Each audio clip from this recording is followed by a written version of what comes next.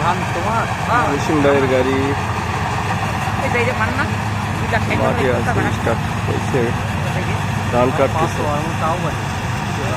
দেখি কিছুক্ষণ চালানোর পরে কি হয়। 10 মিনিট চলার পর একবার অবশ্য বন্ধ হয়েছিল, তো এখন একটু দেখি আর একবার কতক্ষণ চলে।